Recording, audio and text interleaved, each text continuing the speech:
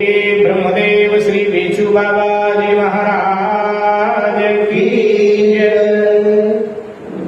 मेरे भाई बहन, कहा गया है, हमारे कवियों ने, संतों ने कहा है कि धरा जब जब विकल होती मुसीबत का समय आता, धरा जब जब विकल होती मुसीबत का समय आता, तो किसी भी रूप में कोई महामानव चला आता। संसार में जो भी महापुरुष आए हैं, समाज कल्याण के लिए, राष्ट्र कल्याण के लिए, धर्म रक्षा के लिए संसार में आए। तो उन्हीं महापुरुषों की श्रेणी में एक नाम और जुड़ जाता है, ब्रह्मदेव श्री बेचू बाबा जी महाराज। एक उपाध्याय वंशीय ब्राह्मण थे। इनका जन्म उत्तर प्रदेश के श्रावस्ती जिले के इकोना नाम के स्थान में हुआ था। पिताजी बचपन में ही शरीर छोड़ गए थे।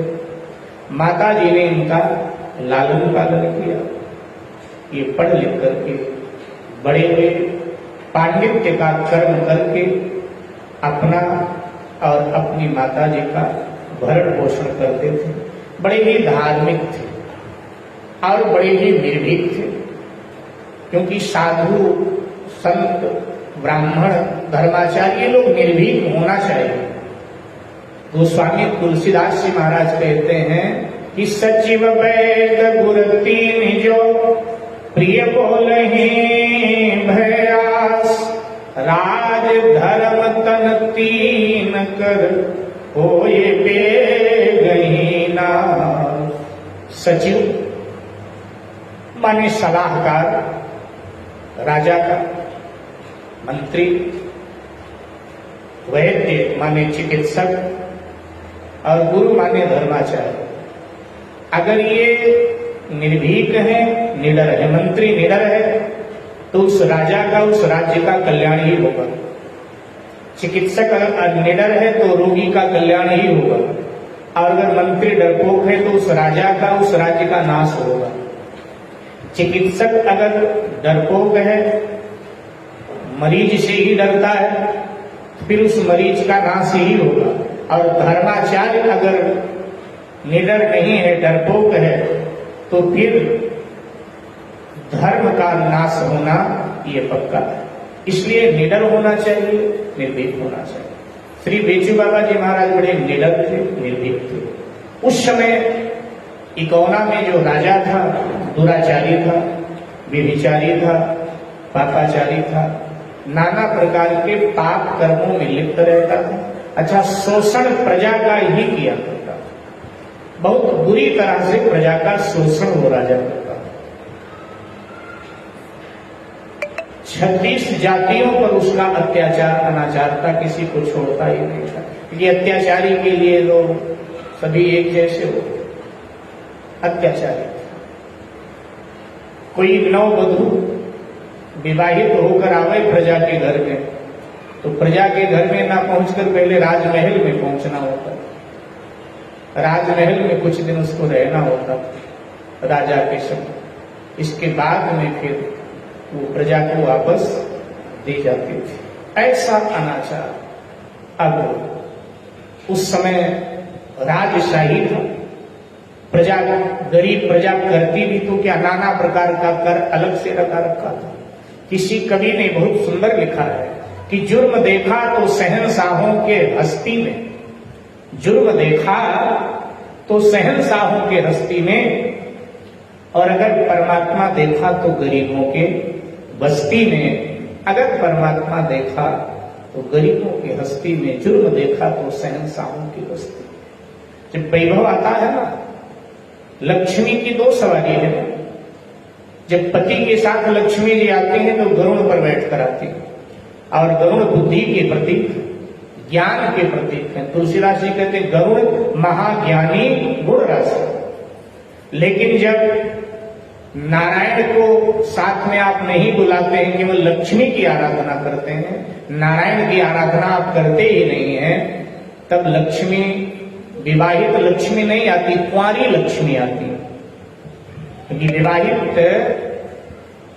स्त्री कहीं जाती है तो पति के साथ जाती है, पति के साथ पीछे बैठ जाएगी बाइक पर, या गाड़ी में उसके बगल में बैठकर कार में जाते, या पैदल भी पति के पीछे पीछे चल के जाते हैं।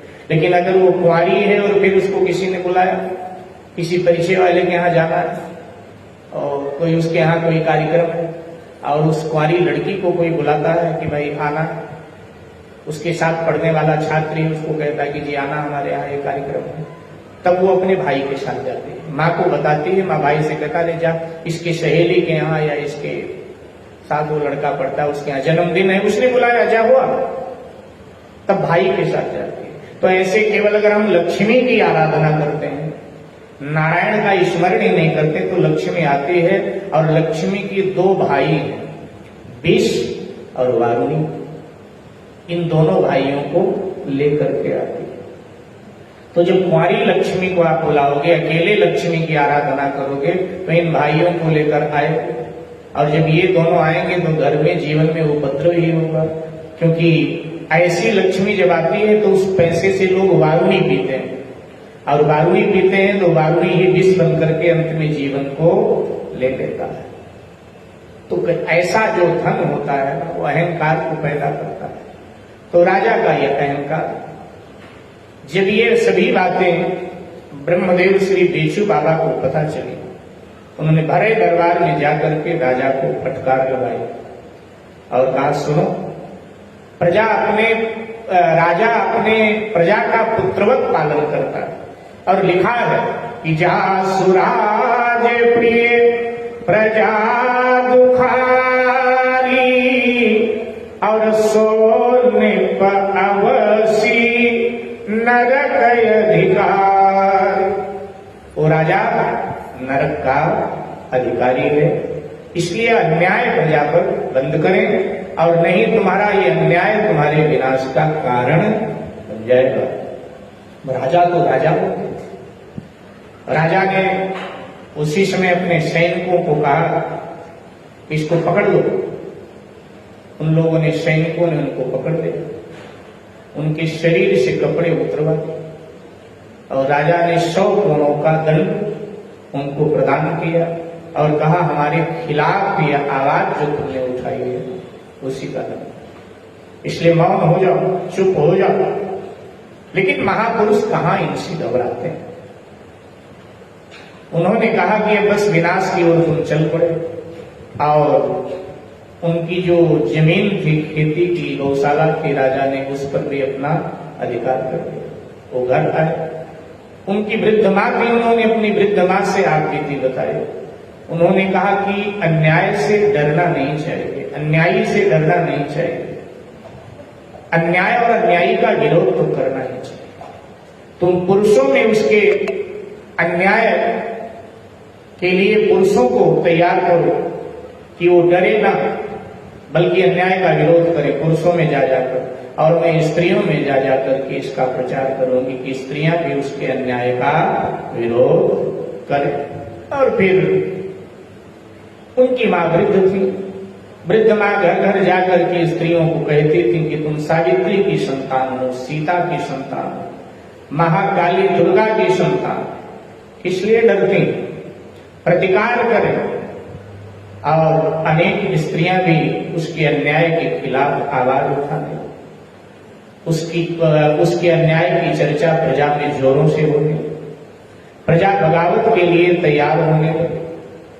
इधर जब ये बात राजा को पता चला, तो राजा अन्यायी तो था ही, उसने ब्रह्मदेव श्री बेचू बाबा जी की जो वृद्ध मां थी, 95 साल की, उनकी हत्या कर दिया, उस वृद्ध मां को मार दिया।